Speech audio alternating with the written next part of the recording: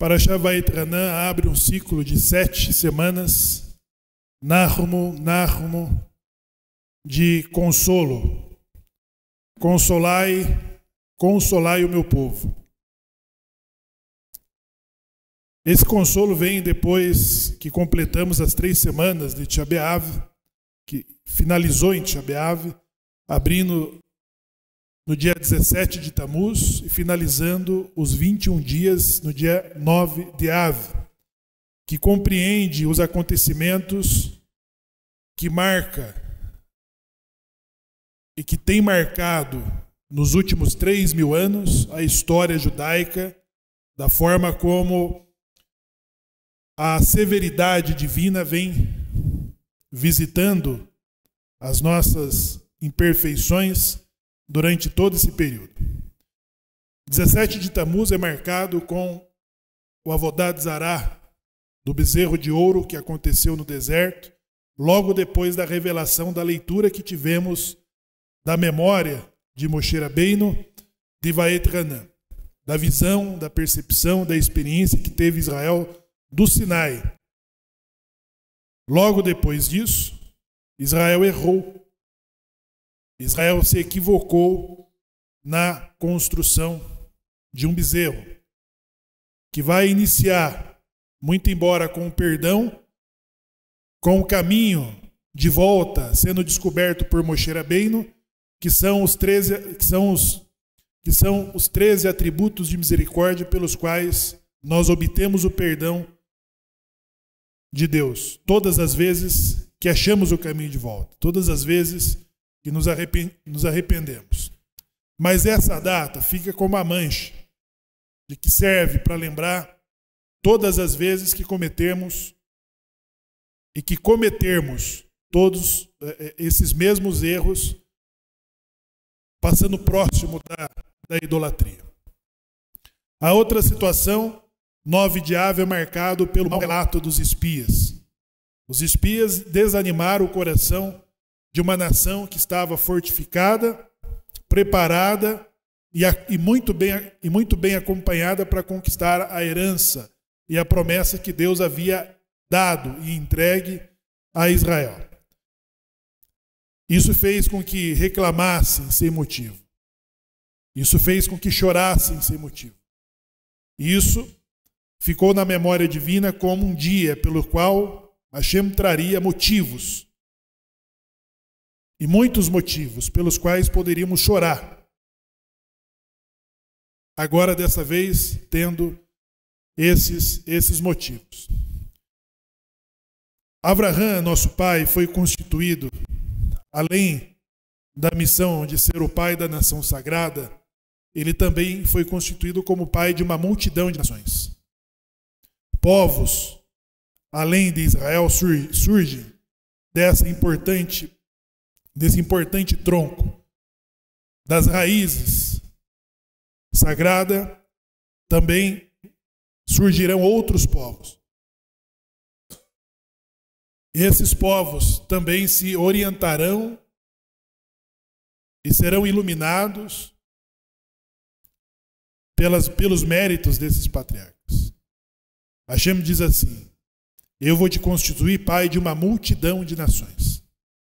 E essa promessa também é confirmada aos seus filhos, Isaac, a quem Deus diz: eu te farei pai de uma multidão de nações. E também é confirmada a Jacó, dizendo: eu te farei pai de uma multidão de nações. Logo, esses povos que não tiveram o mesmo comportamento da oportunidade que foi dada da revelação divina da Torá, mas Israel aceitou. Na leitura de hoje, nós ouvimos a reação do povo de 3 milhões de pessoas que saem do Egito e que escuta, em um dos sentidos que nós temos, que é o ouvir, eles escutaram Deus falar. E eles falaram de forma coletiva: hoje nós sabemos que o homem pode ouvir Deus e continuar a viver. Mas eles não conheciam Deus? Eles não conheciam Deus dos 10 milagres pelos quais os nossos pais saíram do Egito, pelos 10 milagres que castigaram e retribuíram aos egípcios o mal que fizeram aos nossos antepassados? Eles não viram Deus na abertura do mar? Eles não perceberam Deus no maná, do pão de que o deserto não pode produzir? Não tiveram sua sede saciada da rocha pelos méritos de Miriam? Não teve a nuvem de dia e a coluna de fogo à noite climatizando o seu ambiente pelo caminho que deveria fazer a terra prometida? Por que da surpresa em ouvir Deus? Aquela geração, ela estava acostumada a ver todos os milagres e os sinais, a força, a oponência e a potência de que tinha o Egito. Todos os milagres que se fazia através dos magos do faraó. Nós temos no Salmo 81 de alguém que foi vendido ao Egito por uma terra de língua estranha. Esse é o nosso patriarca Iosef. Iosef foi vendido como escravo, mas terminou por governar aquela nação. Uma cultura dominante. Agora, no final foram escravizados, foram oprimidos, e dali Deus os tirou com grande sinal. Mas quando José se tornou governador desse povo, é porque a sua sabedoria e o seu conhecimento já havia superado toda a ciência, toda a percepção de que os magos e a corte do faraó poderiam oferecer. Mas para a geração que passa 210 anos no Egito, eles viram, sentiram e perceberam com que a força da magia, dos magos, da feitiçaria, de Bilã, de Balaque, de Itrô, de todos os outros que eram assessores do faraó, eles não tinham certeza por quais forças que Moshe fazia tudo aquilo ali. Afinal de contas, os primeiros 40 anos da vida de Moshe foi aonde? Foi numa yeshivá? Foi na corte do faraó. Os primeiros 40 anos de Moshe foi na corte do faraó.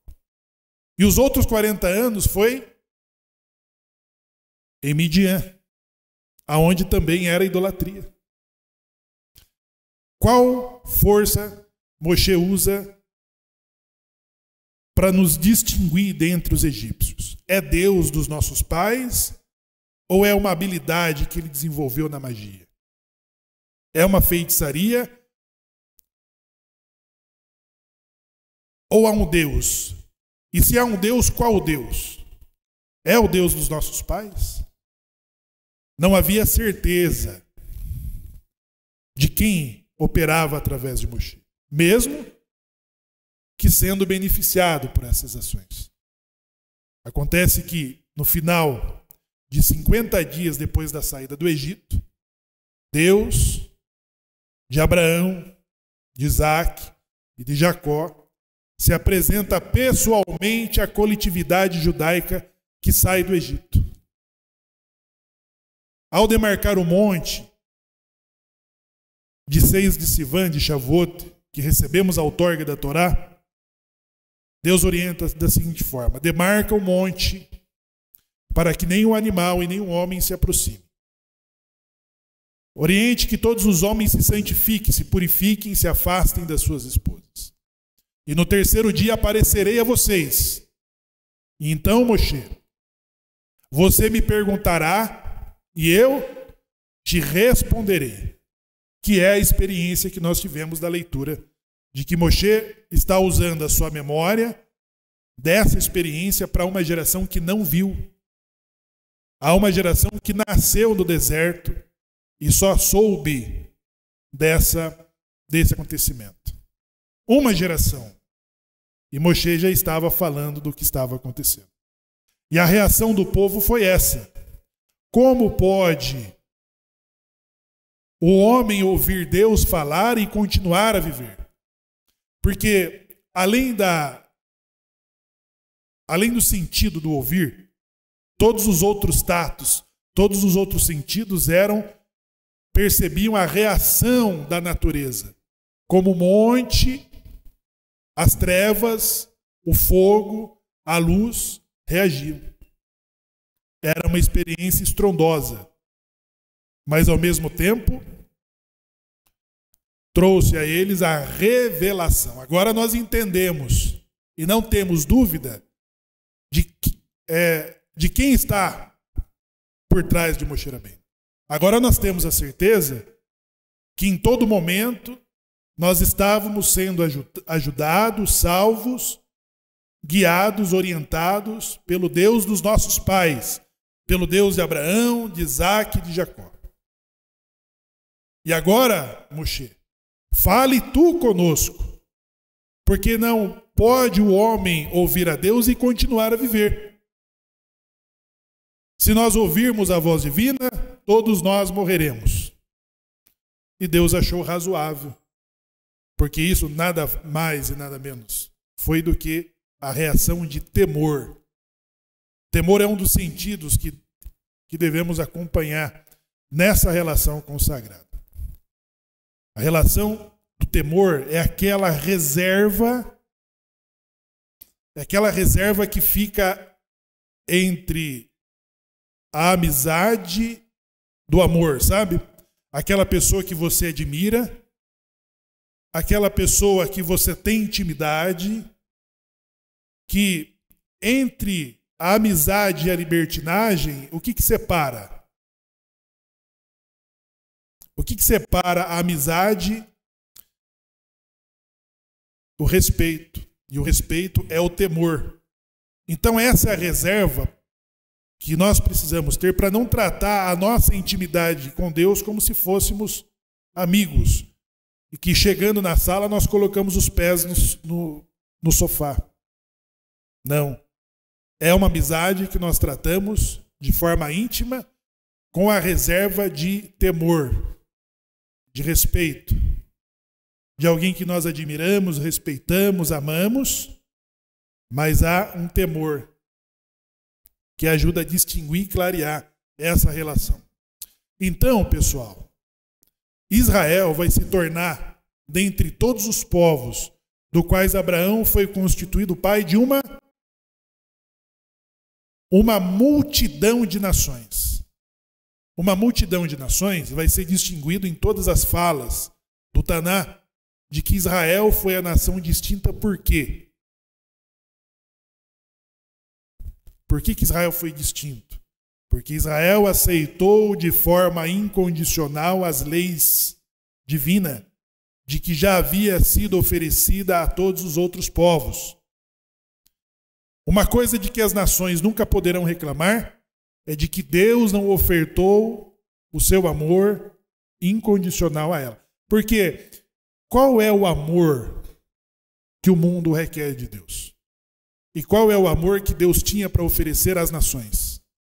Nós recitamos, antes do Shema, que é a declaração maior da nossa confissão sobre a crença na unidade divina, é Ahavat Olam. Deus nos amou e nos deu leis, estatutos, preceitos e juízo. Então, como que Deus manifesta o seu amor à humanidade? Revelando a sua Torá, revelando a sua lei. E ele só podia revelar a sua lei para o povo que aceitasse, para o povo que quisesse a sua lei, para o povo que quisesse seus mandamentos, para o povo que quisesse se aproximar das qualidades e dos atributos divinos. E isso foi ofertado para todos os outros povos, mas as nações não aceitaram essa relação. Por isso que Israel se torna distinto. Por isso que Israel será a primeira nação a chamar Deus de Pai. E ao chamar Deus de Pai, ele se torna o primogênito. Deus é Pai de todas as nações, mas Israel é o seu primogênito. O Gershon comentava no podcast que é duro a lição para o primogênito, que está aprendendo a ser filho, e o primeiro, e é duro para o pai, que está aprendendo a ser pai. Porque a severidade do pai, ela é muito maior para o primogênito. E diga-se de passagem, hoje, esse dia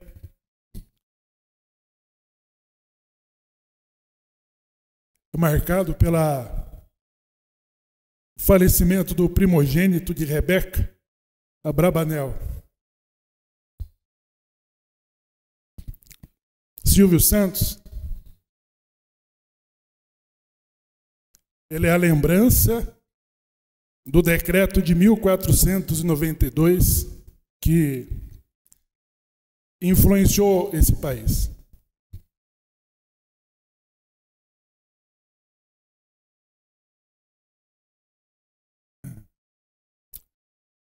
O primogênito nos ensina a ser pai. Mas a severidade do pai é maior com ele. Porque ele se torna exemplo de todos os outros irmãos que virão atrás dele. Ele apanha mais. Ele é cobrado muito mais do que seus irmãos. É muita cobrança que se tem com o primogênito. E depois o primogênito, de ter toda a experiência, ele vê os seus outros irmãos chegando e vê que a severidade de que tinha para ele, ela não existe para os outros. Por que eu apanhei mais? Por que fui mais exigido? Por que eu tenho que ser o exemplo? Por que eu tenho que ser o primeiro? Então o custo de ser primogênito, o ônus de ser o primogênito, ele é muito caro.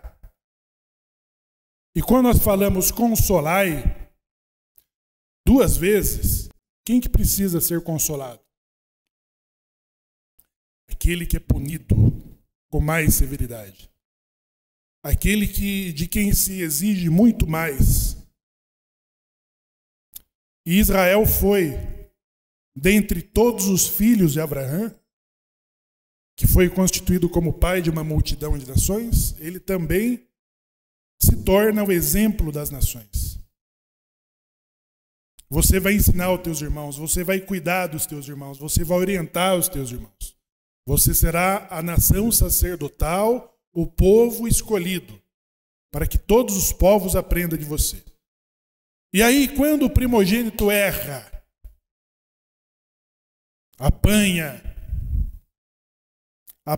como exemplo de seus irmãos. Hoje nós temos as religiões de que reivindicam o patrono Avraham, chamadas três religiões monoteístas, o Islã, o cristianismo e o judaísmo. Quando esses povos surgiram, eles só surgiram depois da destruição do segundo templo. Há quanto que Israel havia sido surrado, apanhado? Isso termina com a destruição do segundo templo? Não. Isso continua. A severidade de Deus, ela se tornou muito mais visível e de exemplo para todos os povos. Existem duas formas que o primogênito pode ser exemplo de seus irmãos. Fazendo as coisas certinhas, e todos os seus irmãos estão vendo que eu preciso fazer como meu irmão está fazendo. E também quando ele não faz as coisas certas. É exemplo dos seus irmãos a severidade que espera pelos outros que não andam da forma como se deve andar.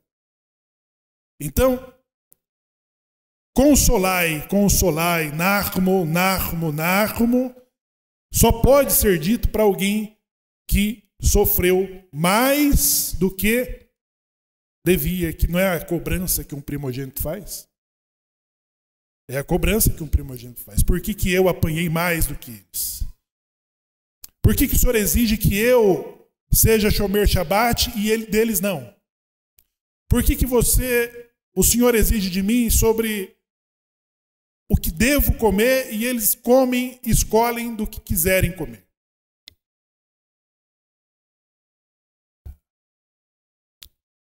Dentre as consolações que teremos nos próximos 7 sábados, nós teremos os profetas consolando Israel até Rosh Hashanah. Todas as Haftarot, porque a porção dos profetas que finaliza a leitura pública da Torá, eles sempre trazem torrerá, eles trazem admoestação. Eles trazem a cobrança de todas as vezes que nós erramos, que nós falhamos. E nós já comentamos aqui que a Torá, ela não é uma história apaixonada de um pai que esconde o erro de seus filhos. E nem dos filhos que se envergonham das suas falhas de não corrigir. Porque a Torá mostra todos os nossos erros, todas as nossas falhas, todas as nossas vergonhas, todas as nossas injustiças, todos os nossos equívocos. Eles estão expostos exatamente como de lição para a humanidade. A nação que tinha um lugar distinto e que tem um lugar distinto nesse mundo, nessa terra, ele deveria ser exemplo. Porque Devarim, aonde está os decretos de severidade sobre cada um de nós, e sobre todas as gerações das quais nós somos os sobreviventes, os decretos, eles determinam que vocês serão de exemplo horrendo para as nações. O profeta Jeremias, ele descreve o comportamento das nações que olhariam para aquela cidade que outrora fora gloriosa, e agora ela é um exemplo de horror. A cidade que antes era festiva, alegre, populosa, gloriosa, ela se torna um exemplo de vergonha, um exemplo de humilhação, um exemplo de exposição. E essa exposição, ela vai ser colocada, inclusive, para fora das fronteiras. Né? Então, eu me lembro da cena do filme Violinista no Telhado, em que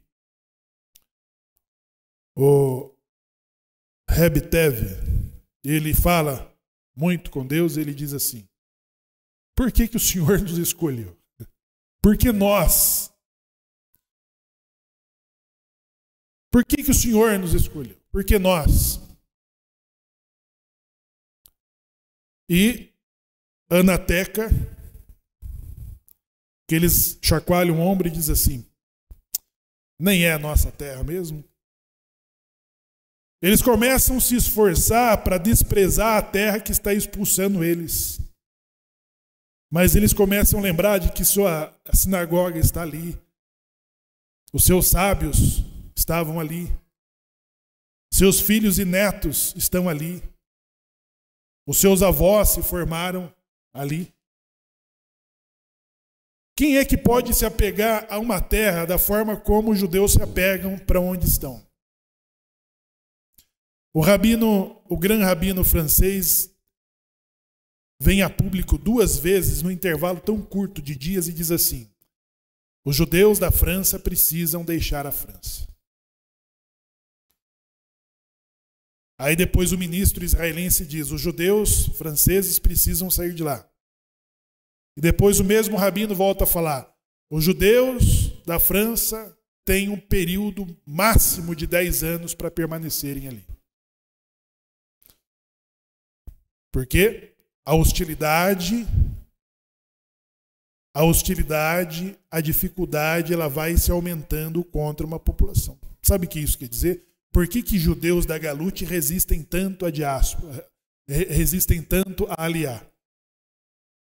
Pegar as suas coisinhas, porque os judeus da Ucrânia, no retrato de Violinista no Telhado, eles não tinham Jerusalém. Eles não tinham para onde ir. Era diferente de você falar, bom, eu não sou bem-vindo aqui, vou pegar minhas coisas e voltar para o meu país. O Brasil mandou a Força Aérea a recolher os brasileiros que estavam sob ameaça na faixa de Gaza, em Israel, no Líbano, na Ucrânia, em todos os lugares onde tem brasileiros, o Brasil manda buscar quando sob ameaça do conflito da guerra. E como que era para os judeus antes de 1948? Nós não tínhamos lugar para voltar, não tinha ninguém que reivindicasse pela nossa segurança, pelo nosso bem-estar. Então hoje, abandonar a França ou qualquer outro país por causa de segurança, por causa da hostilidade, é uma outra realidade. É um outro momento. Mas mesmo assim, existe o apego ao lugar aonde você é recebido, aonde você se desenvolve, aonde você cresce, aonde você deixa raízes. Por que Yaakov não hesitou em descer ao Egito? Quando soube que José estava vivo, ele hesitou. Precisou Deus persuadir, dizendo, desça ao Egito, que de lá eu farei você uma grande nação. E Jacob falou, então tá bom. Se é assim. Mas era a percepção de que tinha Yosef. Yosef estava na Terra Sagrada. E todo momento, os seus irmãos preparando para constituir uma nação, como pastores com rebanhos, na pecuária, gado, pasto, pastores. E estava lá José na contramão, sonhando com trigo, com cevada, com grãos, com soja. E de repente Jacob ouviu. Do que se trata? Ele diz assim,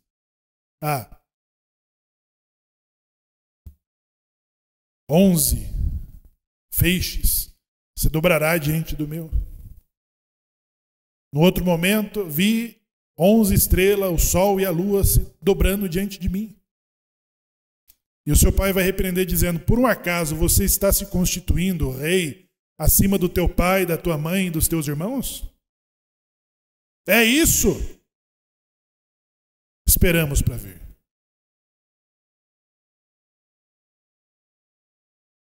José estava se preparando para o desenvolvimento de uma nação que precisaria se desenvolver aonde?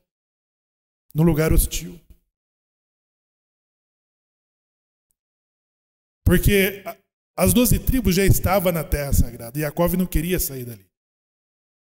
Vamos fazer o Beit HaMikdash, vamos fazer todas as coisas acontecer. Mas tinha um na oposição, falando, não. É grãos, não é gado. É o Salmo 81. Então, ser pai de uma multidão de nações e ser o primogênito que tem o papel de ensinar e de corrigir, existe duas formas. Ou sempre quando andamos de acordo com os ensinamentos do pai, ou quando também somos castigados pelo mesmo pai. Quando somos objeto de repreensão e de exemplo para os outros irmãos. Não é assim? Eu tenho 3 irmãos. Eu era o caçula. A surra em casa começava sempre pelo mais velho. E eu já ia pensando na minha justificativa. Eu já ia pensando se era melhor confessar ou negar. Não é assim? Eu esperava a minha vez, esperava o meu momento. Mas quando aquilo chegava em mim, já chegava muito leve. Mas eu sofria vendo o meu irmão mais velho apanhando. O meu sofrimento começava ali. Mas aquilo me dava tempo. Aquilo me dava tempo de preparar a minha justificativa. Aquilo me dava tempo de eu pensar como que eu enfrentaria aquele castigo. Depois viria o outro ainda. Então, quando chegava no caçula, né? E quando chegava, porque já tinha vez que nem chegava aquilo ali. Aham. Dava tempo de correr, né? Aí você faz aquele olho de gato de bota, né? Finge que está dormindo. E é isso. Agora, lá, pessoal, na frente, nas consolações, também está explícita a reação das nações sobre quando Israel for justificado. Esave, Ismael e todos os outros povos, os seus anjos argumentarão: ah, mas se o Senhor vai punir, os anjos dirão, se o Senhor vai punir Esave porque ele violou a sua lei, ele matou, ele roubou, mas Israel também fez isso. Israel também fez isso. Por que o primogênito precisa ser a primeira experiência?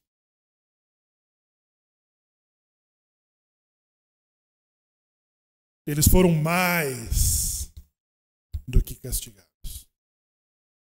Então a severidade de Deus que sobra para as outras nações, pessoal, ele chega leve.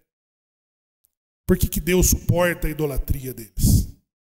Por que Deus suporta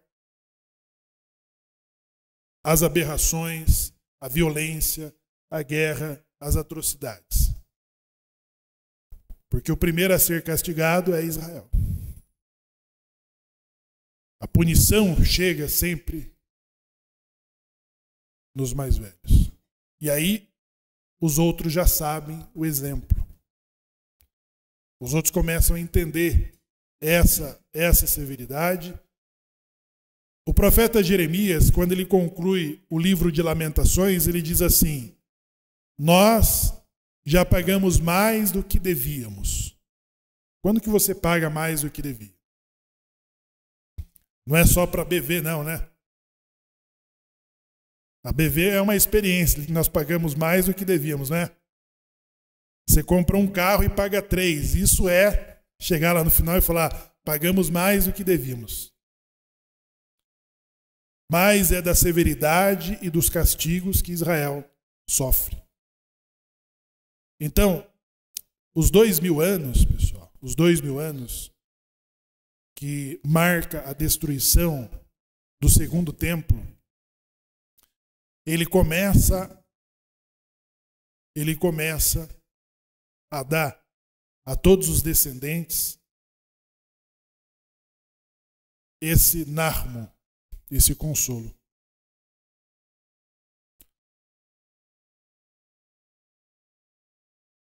Alguém poderia pensar que o holocausto seria a última das atrocidades.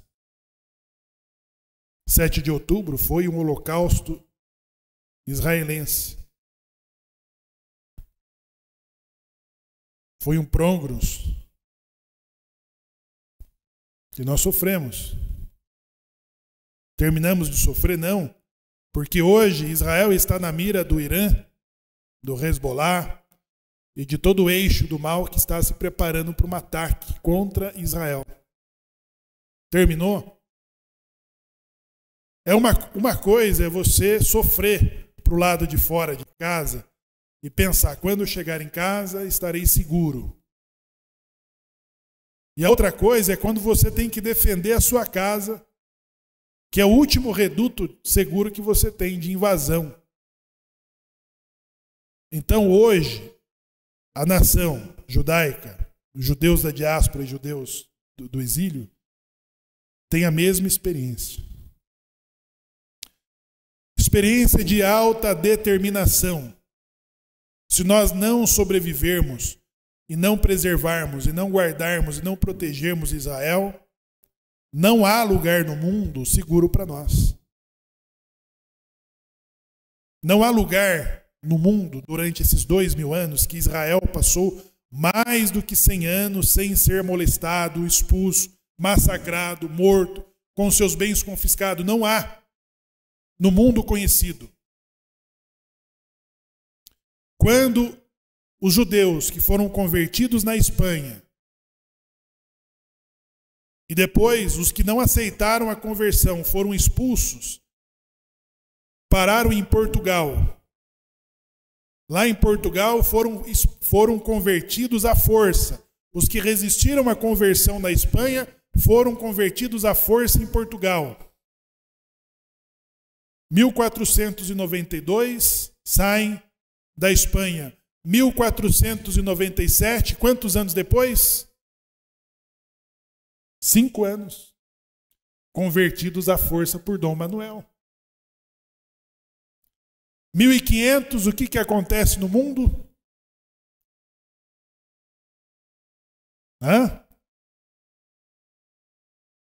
Século XVI.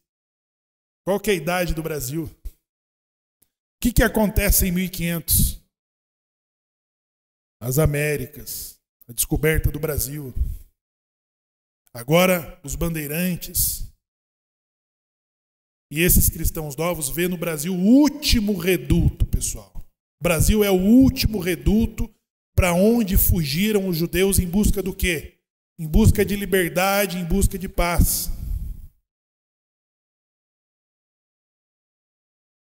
Antes da criação do Estado de Israel de 1948, o Brasil foi o último reduto para onde fugiram em busca de paz.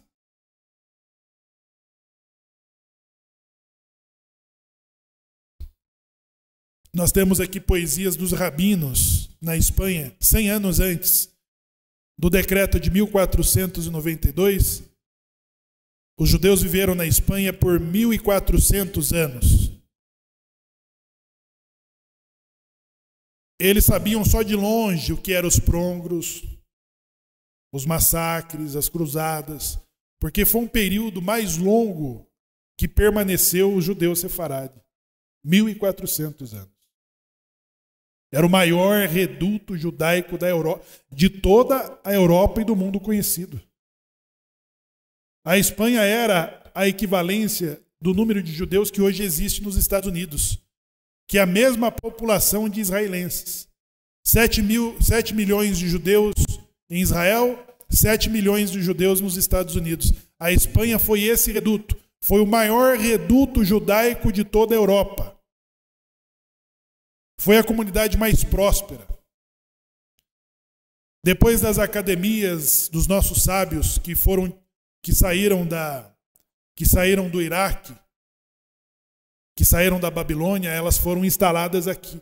Ali foi o berço, Córdoba. Córdoba foi o berço de Moshe Ben Maimon e de muitos outros sábios. O primeiro Anussim, o patrono, convertido ao Islã. Então, 100 anos antes do decreto de 1492, mais de 300 mil judeus se converteram ao cristianismo na Espanha. Antes de 1492. Sabe por quê? Porque muitos tentaram deixar a Espanha e foram pegos pelas adversidades. Éramos alvos fáceis. Por causa do nosso ouro, da nossa prata, das nossas pérolas, das nossas pedras. Então, muitos que encontraram desafios, o que eles fizeram? Eles voltaram de novo para a Espanha. E a conversão se tornou um caminho. Porque, tudo bem, para muitos desses a conversão se tornou uma possibilidade temporária. O rei pode morrer, a rainha pode morrer, alguma coisa pode acontecer de que eu consiga consertar essa decisão minha ali na frente. A questão é, não há lugar mais seguro do que Sefarade. Precisamos permanecer aqui.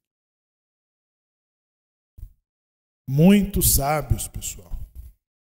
Nós temos a carta de um rabino que ele fala sobre a simplicidade versus a erudição. O fenômeno que aconteceu antes de 1492 marcou muitos e muitos sábios eruditos, muitos rabinos que se converteram a outra religião para escaparem da morte, para escaparem do perigo. Contra muitos judeus que não tinham muito dinheiro, que não tinham erudição, que negaram a todo custo a conversão. Aí esse rabino escreve uma carta, quando a simplicidade vence a erudição. É um luto, pessoal. É um luto de ver a maior academia de pensamento dos nossos sábios sendo convertidas em outras religiões. O Antônio falou que o nosso Moshe Ben Maimon foi convertido ao Islã. Claro, isso foi revertido depois, mas foi convertido. Por isso que ele se tornou, no seu tempo, o maior defensor da causa diante das comunidades. Quando o decreto de 1492 chega, sabe o que aconteceram? Os reis católicos decidiram expulsar.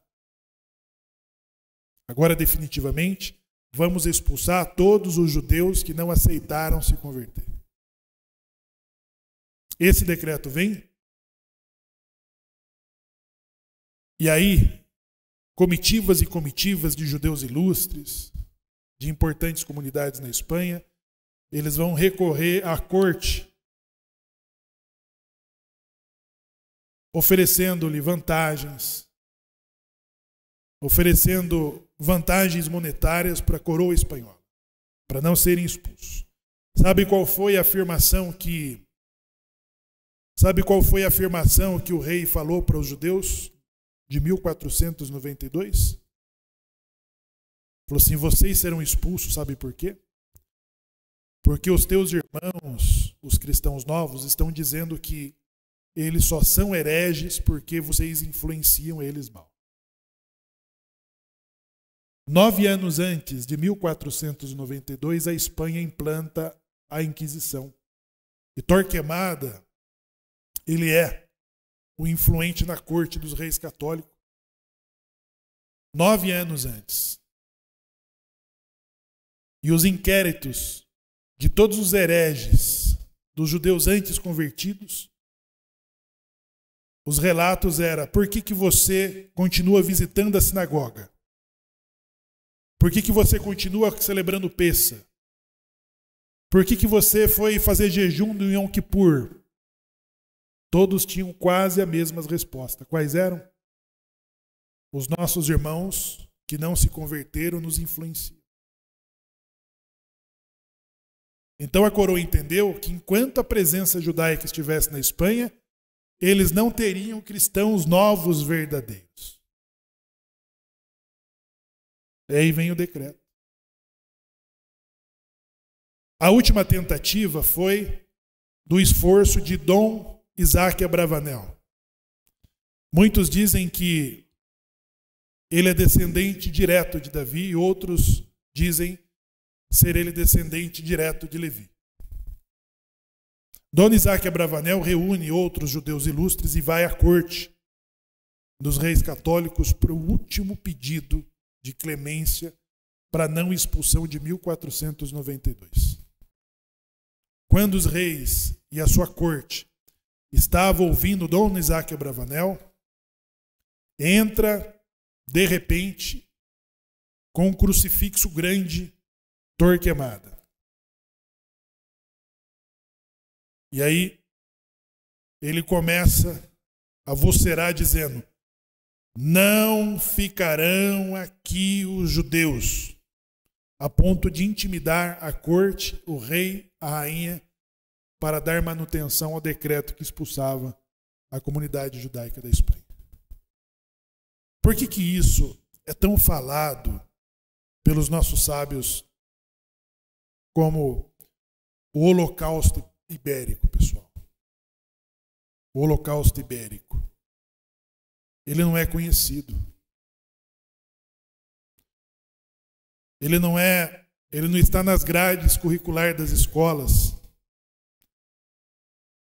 A Anita Novinsky morreu reunindo o nome de cada brasileiro processado na Torre do Tombo para que a USP tivesse as cópias e os originais fossem levados para Jerusalém para o memorial das vítimas da Inquisição. Eu pergunto para vocês, aonde está esse memorial? Quem é que vai fazer o memorial do Holocausto Ibérico? Como Shoah, como o dia do Holocausto, que são dias marcantes para a memória judaica. Então, quando nós falamos do decreto de 1492, toda uma desgraça já havia acontecido aos nossos pais antes, 100 anos antes desse decreto. E aí, 1497, todos os judeus que resistiram à conversão, que perderam suas propriedades, lembrando que aqueles que foram expulsos da Espanha eram proibidos de levarem o ouro, a prata, pedras, suas propriedades eram confiscadas, eles tinham que pagar os seus credores e eram proibidos de cobrar aqueles que estavam devendo para eles. Sabem que é isso ou não?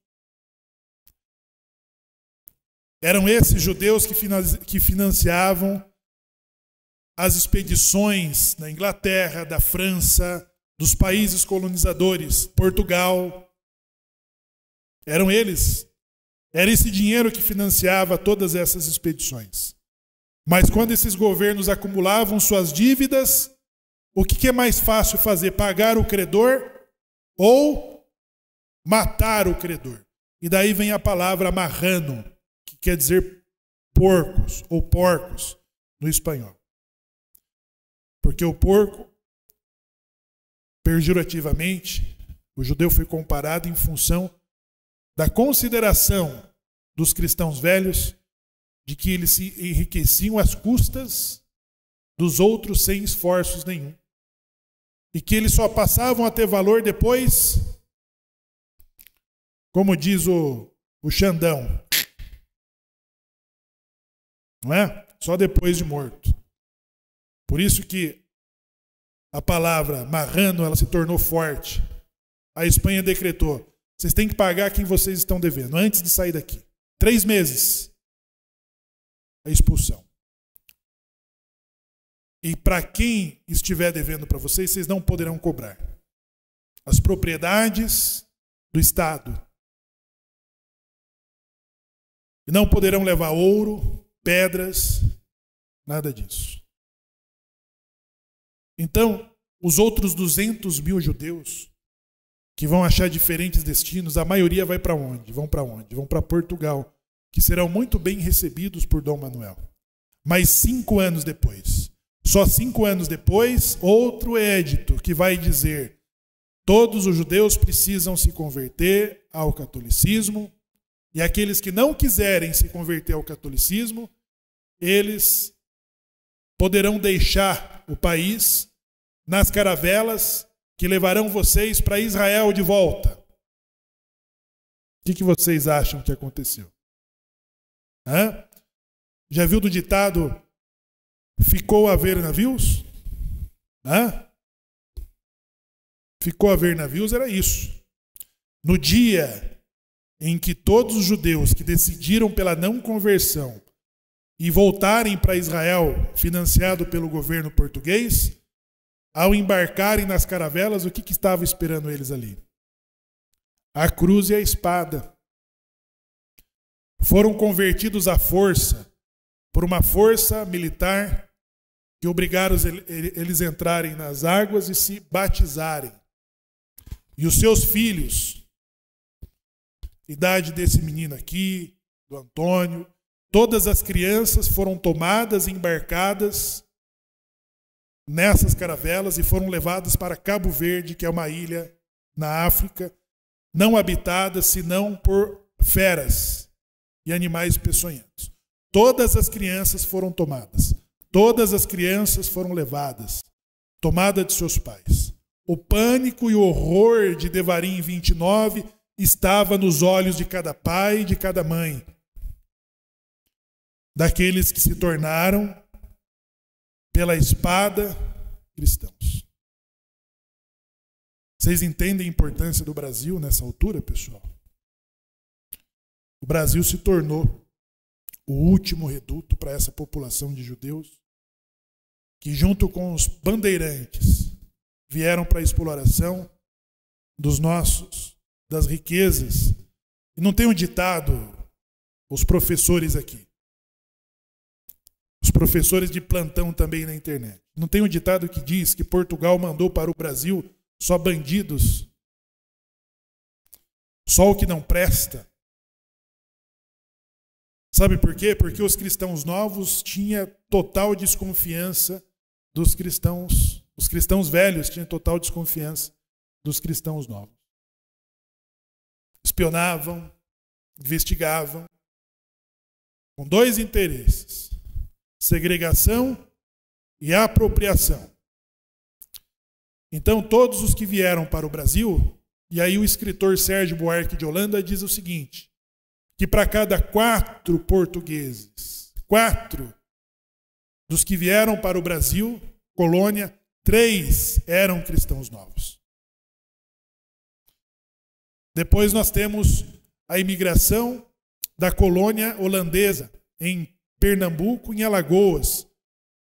A colônia holandesa liderada por Maurício de Nassau, que dava aos seus judeus liberdade de culto, de expressão, e eles eram principal apoiadores da comunidade holandesa. Então, Recife, ele vai estabelecer a primeira sinagoga das Américas, aonde os judeus holandeses, sefaraditas, tinham permissão de serem judeus, de construírem sinagogas, de celebrarem suas festas. Só que a essa altura, os cristãos novos ainda estão entre a cruz e a espada, né? Nesse mesmo período.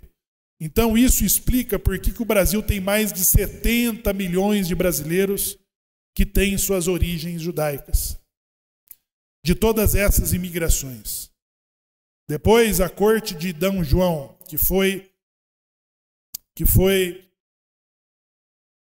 que abandonaram Lisboa pela invasão do imperador Napoleão. Ele também chega ao Brasil estendendo a corte de Lisboa para o Brasil, trazendo mais de 25 mil pessoas que acompanharam a corte portuguesa. 25 mil pessoas desembarcaram no litoral brasileiro para receber o que seria depois essa tríplice aliança, né? Brasil, Portugal e Inglaterra, que foi o único país da Europa que conseguiu deter as forças de Napoleão. Fica claro para nós, pessoal? Nós que estamos olhando a criação do Estado judaico para 1948, Nahum para nós, chega no momento, não da remoção do cativeiro, mas da reunião dos exilados. A reunião de todos os exilados, não só no Brasil, a Colômbia. Né, Mordecai? Colômbia.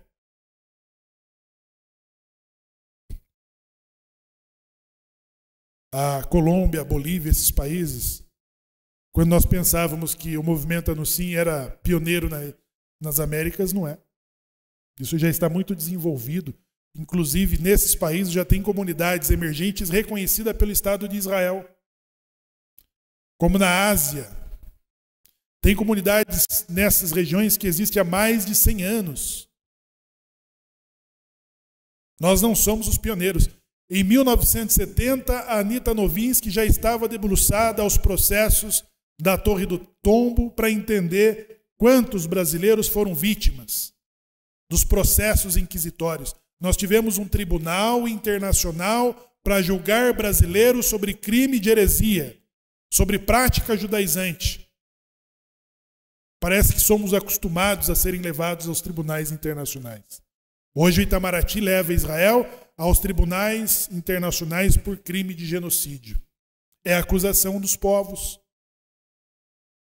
Os povos continuam nos acusando. O anjo das nações está se colocando diante de Hashem dizendo: eles também transgridem a tua lei, eles também cometem idolatria, eles também cometem homicídios. Mas o que os profetas vão vir falar a Deus, a Jerusalém, aos judeus, sobre nós? Quem que vai vir em nossa defesa? Nahum.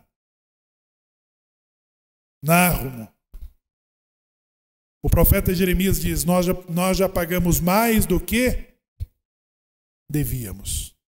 Meu sogro José Vicente, que é mineiro, contava sobre a história da família e eu insinuei dizendo: eles não são cristãos novos? Ele falou: não, duvido que seja. Eu falei: não, mas as evidências que o senhor está falando são de um comportamento cripto-judaico. Ele falou: não, eles são muito idólatras. Tem muitas imagens. Muitas imagens. Então é impossível de que eles sejam cristãos novos ou tenham sido judeus. Eu falei: não, senhor. É o contrário. Os cristãos novos que fugiam da Inquisição, Minas, Nordeste, Sudeste, que escapavam das inquisições, eles tinham que provar a todo tempo aos cristãos velhos de que eles eram cristãos. Por isso que as suas casas, elas eram adornadas de todo tipo de imagem, porque eles precisavam convencer os olhares de fora de que eles eram bons cristãos.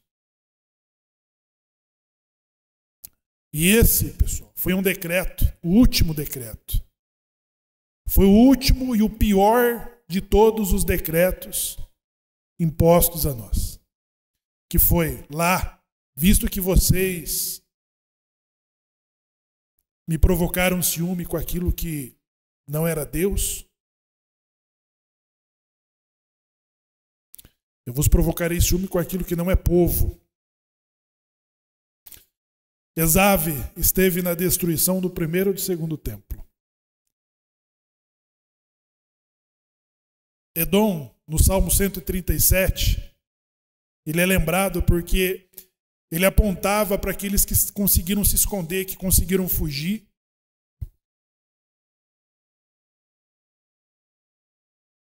Os fracos, os doentes, os idosos, que os babilônicos não conseguiram capturar, eles eram finalizados pelos edomitas.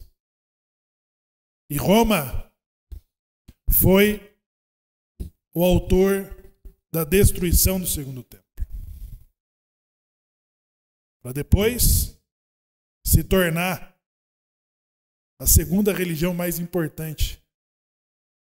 No mesmo período que o nosso templo sagrado é destruído, nós somos provocados por um povo que diz assim: nós somos a nação eleita e o povo escolhido, nós somos o Israel espiritual. A nossa mulher tem marido, vocês não. Entenderam? Nós somos o povo. Nós somos o povo enxertado, enfim. Essas provocações são o ciúme. E que Hashem diz assim: eu vos porei em ciúme com um povo que não é povo.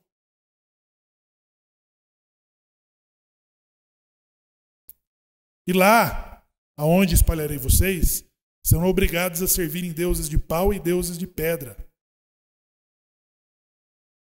Então a Inquisição forçou que esses criptojudeus que iam às escondidas às sinagogas desenvolvesse um criptojudaísmo, uma cultura oculta aos olhos dos cristãos novos, e as coisas que estavam aos olhos dos cristãos velhos era a idolatria. O Antônio falava ontem que lá no Nordeste tem um cemitério cristão, né? E muitos monumentos lá de sepultura tem o Shin. Tem o Shin lá na sepultura, que tem inclusive uma imagem de idolatria.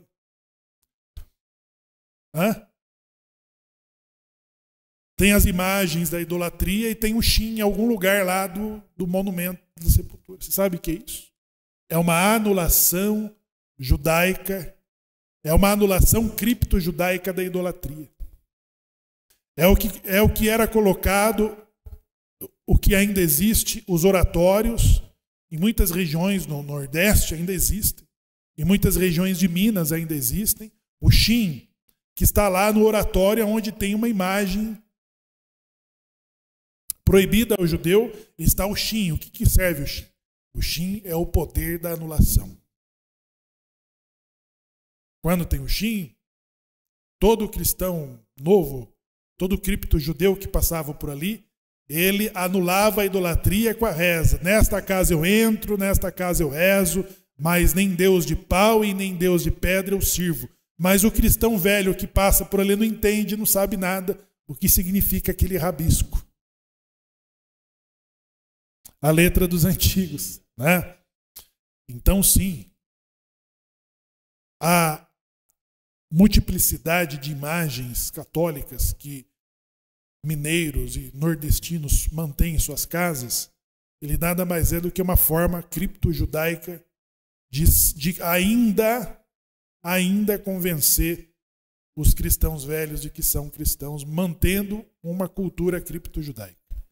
E que, a propósito, quero mandar um abraço ao Eliarro Ben David, governador Valadares, de que muito provavelmente será mais uma porta aos minenos, sim, de Minas. Além de Belo Horizonte, além de Ipatinga, também governador Valadares deverá ter uma casa com 4 portas para receber todos os judeus, todos os cripto-judeus mineiros que desejarem retornar à casa dos meninos, sim. E para nós finalizarmos, pessoal, quando nós falamos de que Abraham ele é constituído pai de uma multidão de nações, o profeta que vai executar o castigo, a severidade e a penalidade a nós através dos nossos pais, é o profeta Irmiarro, o profeta Jeremias. E ao profeta Jeremias, descendente de Levi, Deus diz assim, primeiramente, Devarim diz assim: dentre vossos irmãos farei surgir um profeta semelhante a você. A ele ouvireis. Não é de Jesus que estava falando Devarim. Estava falando de Jeremias. Jeremias era o profeta de quem Devarim falou: vai vir um profeta semelhante a você, Moshe. Mas Jeremias não fez milagres, não abriu o mar, não fez cair o maná e nem surgir água da rocha. Mas Jeremias começou a executar com os decretos do livre-arbítrio. Vocês escolherão a vida ou a morte, o bem ou o mal. O livre-arbítrio é o principal objeto que ainda está em nossas mãos, de que a presença divina nos respeita sobre as nossas escolhas. E até sobre isso existiam os decretos. Juan Pablo falou nessa noite Não devemos respeitar só mishpatim, as leis e os juízos, mas também os decretos. Porque os decretos é o que impõe o temor e o respeito que temos da presença divina e sobre com qual severidade ele cumpre aquilo que prometeu. Porque quando aparece o profeta Jeremias, ele diz assim: eu te escolhi antes que tua mãe te concebesse, e te elegi ainda no ventre da tua mãe. Como profeta das nações, te constituí para derrubar e para edificar.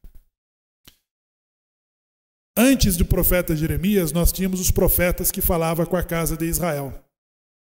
Eliarro, todos os outros profetas falavam com a casa de Israel. Depois do profeta Jeremias, nós teremos Daniel, profeta na Babilônia, Ezequiel, Zacarias, Malaquias. Todos esses profetas, e alguns deles profetizarão a partir da diáspora, como o profeta Esdras, Neemias. São todos os profetas que passam a falar com a comunidade que vive na diáspora. Quando Nabucodonosor levou a Judéia para o cativeiro, já fazia 150 anos que Israel, o norte, o reino de Israel havia sido levado pelos assírios. 150 anos já não se tinha mais notícia sobre as 10 tribos do reino do norte. Então, o que Deus diz a Abraão? Eu vou te constituir como pai de uma multidão de nações. E se o templo sagrado não serviu para influenciar as nações de forma positiva, agora Israel precisa ser espalhado por entre as nações para influenciar o mundo através de Torá. Da mesma forma como os levitas foi censurado pela palavra de Jacó que diz: vocês, Levi, não se assentarão à mesa do meu conselho, porque são sanguinários, e você será espalhado dentre vossos irmãos. Na distribuição de herança, de fato, Levi não teve herança. Levi não teve porção da terra. Mas Levi ficou com as cidades refúgios que estavam espalhadas por entre as 12 tribos, que era a forma rívica, como eles poderiam ser professores de todo Israel na distribuição de uma forma geográfica, estratégica para ensinar todo Israel, para influenciar todas as tribos. Então Levi foi espalhado numa forma de censura, mas que na bênção de Moshe sobre Levi diz assim: e a Levi, a quem provaste em Merivá e Massá, e o encontraste fiel, é digno de usar o Urim e o Tumim, de oferecer incenso às tuas narinas e de ensinar a Israel. Levi não teve propriedade, mas foi considerado o Cohen, espalhados mais do que o WhatsApp, mais do que o YouTube, mais do que qualquer rede de comunicação, para que todo Israel fosse ensinado através dele. E se Israel foi constituído como primogênito, como a nação sacerdotal para influenciar as nações, agora, isso explica do porquê que Deus precisa tratar com o profeta das nações, chamando Jeremias, dizendo: eu te constituí profeta das nações. Agora a sua herança precisa ser espalhada por entre as nações para influenciar com Torá. Essa semana nós recebemos um representante da pastoral do Marista. Um trabalho acadêmico para alunos do Marista. Interessante. E no final, ele falou: o senhor pode nos abençoar e abençoar os nossos alunos?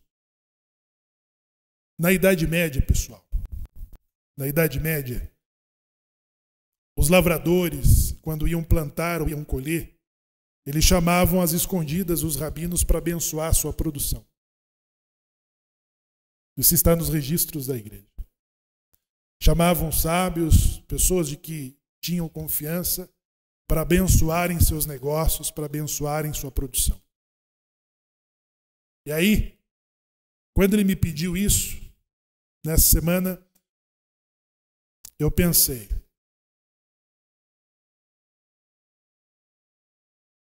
o nosso pai foi chamado para ser pai de uma multidão de nações. Hoje nós temos o Ocidente que está exatamente fazendo a proteção do eminente ataque que Israel pode sofrer do Irã e do seu eixo, que eles chamam de eixo da resistência, que nada mais é do que o eixo do mal. Nunca teve tanta proteção lá do Ocidente, eu digo de Esav, como na Guerra do Golfo. A frota marítima e aérea que está ali para livrar Israel, ela é forte. Hoje, Esav, ele está sabendo que Deus tem a sua prioridade. E a sua preferência, conforme o profeta Malaquias tinha indicado, é essa. Deus amou a Jacó e aborreceu a Esaú. Então ele já sabe que a bênção, a preferência, a proximidade e com quem se comunica diretamente.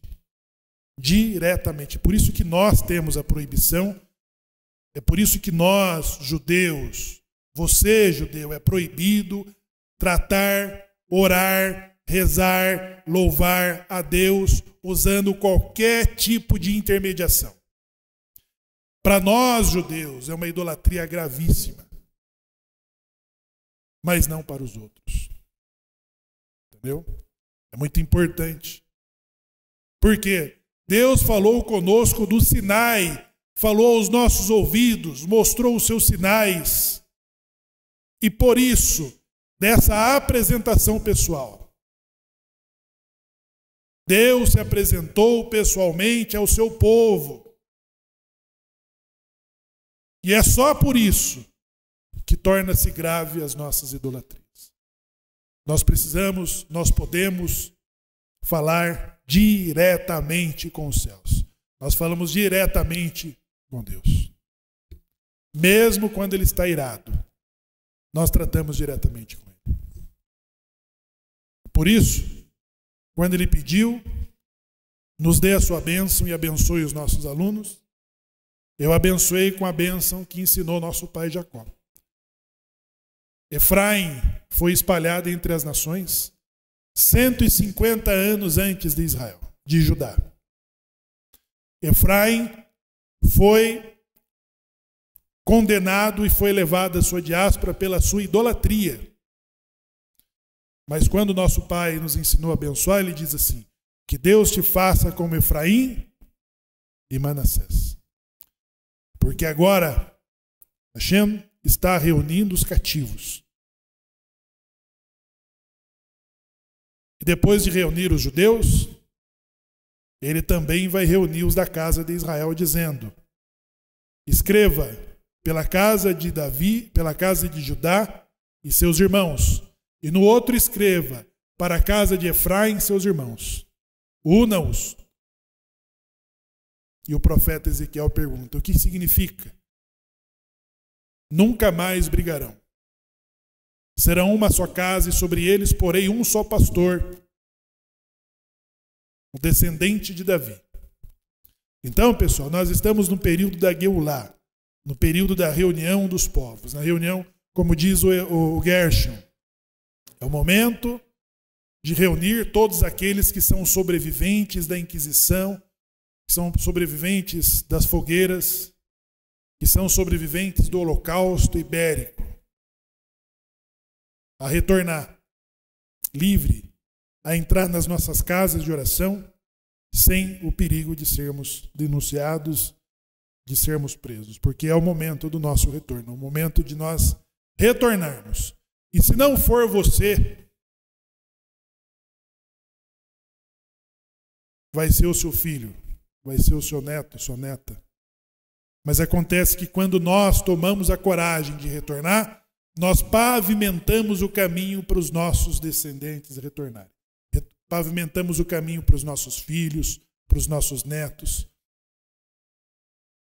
nos tornando bandeirantes, nos tornando desbravadores, e aí nós facilitamos a vida da geração seguinte.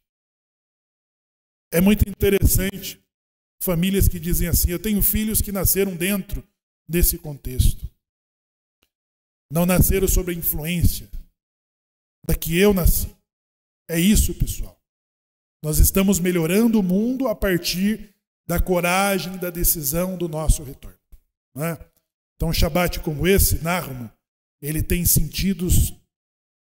sentidos concretos, que é o Estado de Israel que está se defendendo da reação das nações. E hoje nós temos o mundo dividido, a opinião sobre e acusando Israel e outros defendendo Israel. Né? É o momento em que o mundo está fazendo as suas distinções. Gog e Magog é isso, são duas forças distintas, não misturadas, não confusas. E essas duas forças são as lutas do bem contra o mal. É a luta de Deus em defesa de Israel. Por isso que Deus, pessoalmente, sairá em defesa de Israel, como saiu diante das nações quando o Egito resistiu. Então todos os povos terão a plena compreensão de que Deus luta por Israel. Enquanto nós temos as frotas de Esav defendendo Israel do ataque, nós não sabemos exatamente o que Deus pode fazer por Israel, porque as nações estão lutando também em defesa de Israel. Mas quando as nações desistirem de lutar por Israel, e quando Israel se encontrar sozinho diante de uma ameaça, então nós teremos a presença divina defendendo e lutando pessoalmente por Israel.